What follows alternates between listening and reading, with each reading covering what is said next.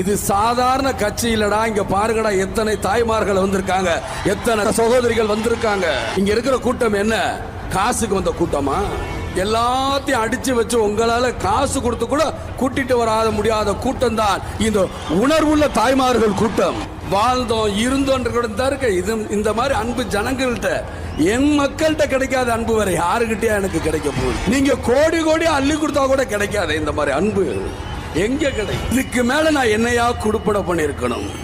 என் உடல் பொருள் ஆவி எல்லாமே இந்த மக்களுக்கு, இந்த தாய்மார்களுக்கு, இவங்களுக்காகத்தான் செலவு பண்ணி.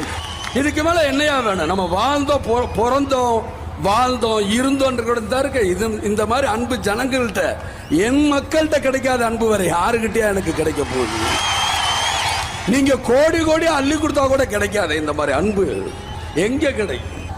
நான் தெய்வத்தையும் மக்களையும் நம்பிதான் வந்திருக்கிறேன்.